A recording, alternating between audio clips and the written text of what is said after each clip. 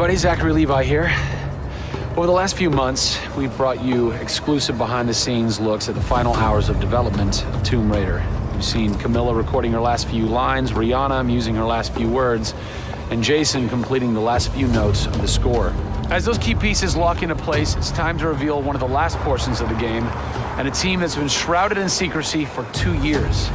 We're here in the beautiful and freezing Montreal, Canada, to bring you the final hours of Tomb Raider Multiplayer Edition. These are the final hours of Tomb Raider.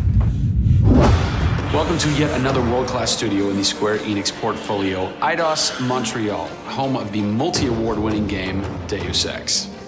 Locked away in one of the far corners of the studio is a team of experienced, passionate professionals who have been specially brought together to create the first ever multiplayer component to the Tomb Raider universe. Let's meet the team behind the vision, direction, and decisions, and hopefully get a chance to play a few rounds.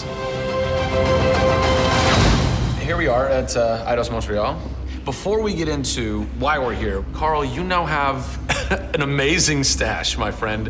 What is the impetus behind this? As a studio, we've been participating in Movember. A good friend of mine, JJ Owens, works for Movember in LA. We set up the gaming challenge and we brought studios from all around the world together. I think so far we've raised somewhere in the region of $140,000, $150,000. Well done. Been a big success, although my wife doesn't necessarily always approve. She hates it? Oh, my wife wakes up in the morning. She says that she hates it. She secretly loves it.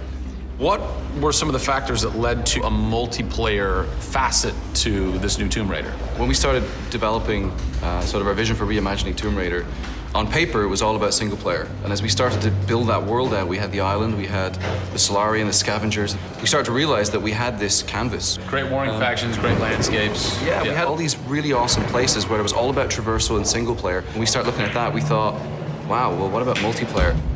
Part of the genesis of that was Lara Croft and the Guardian of Light that kind of cracked open a door to lead you guys into the multiplayer into here at Eidos Montreal.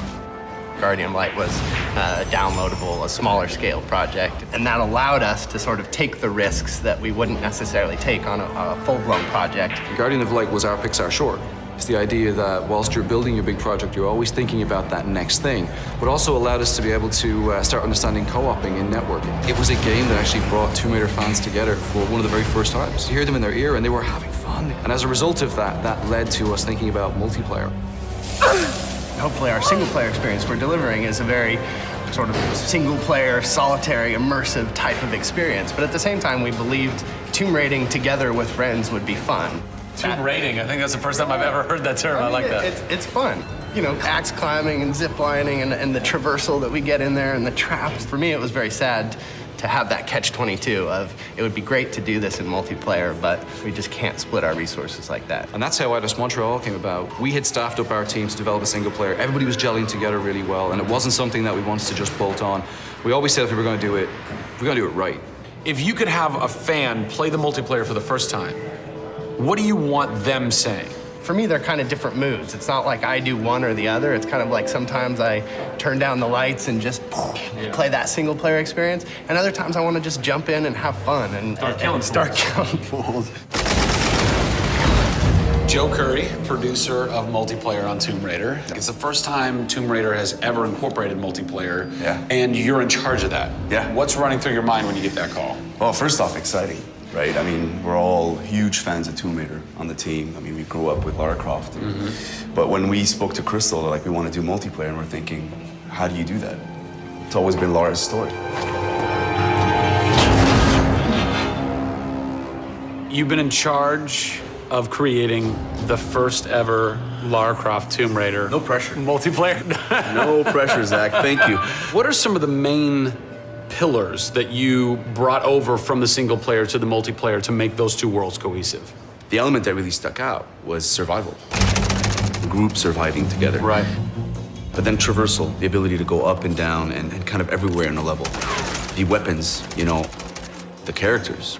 What did you guys have to tweak in order to create an engaging multiplayer experience that wouldn't necessarily work with the pieces that were in play with the single player experience? One example is the bow. Especially in the reboot, it's so iconic that we had to make it work for multiplayer. You have a certain forgiveness when you play single player. Multiplayer, players expect snappiness. I shoot you, I expect you to go down, or you can just do what I do, which is take out the biggest gun and just run for them and shoot them out. The environment itself can be a threat. The Solari, you know, the guys that are on the island have had a chance to prepare traps. We've got things like an ammo box that looks like an ammo box, but it's really an explosive device.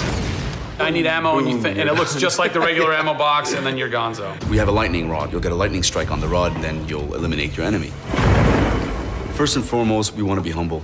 We want players to just have a really memorable experience. I had fun doing this. Do you remember when we set that trap? Moments that the players will come back to and talk about experiences that they've had for themselves, not necessarily the game offering them experiences. Absolutely. So, Joe, behind us we have the QA team, or the quality assurance team. They're a part of the development team. They can tell us what we need to fix and what's working and what's not. When do I get to game test? When do I get to get my hands on the game? Soon. We got a surprise for you first, Zach. So, when I was approached to host the final hours of Tomb Raider, essentially the biggest ask, not even ask, tell that I had was, I want to be in the game. I want to have a cameo, I want to have something. So guess what? Boom! Boom! Boom! I'm a playable character in the multiplayer Tomb Raider. How sick is that, Joe? You and your team are awesome. I can play with myself, virtually. Are we ready? Oh, that burns. You suck. Get those transmitters running. Radio transmitter activated. We're getting off this damn island? We send this thing. Beautiful.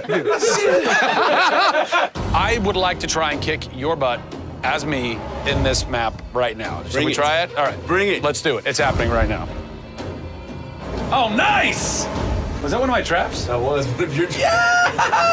Yeah! These movie traps are really fun. I mean, they're really, really fun. Yeah! Don't worry about it. Just because you made the game and I beat it. As you can see from the people and passion here at Eidos Montreal, this isn't just some add-on. They're devoting themselves to making this an experience in keeping with the feeling of single player. Familiar, yet different. Coming up in the final 2 episodes of our series, we go back to the home of Lara Croft. They're taking Tomb Raider to the finish line, and we'll be there for it.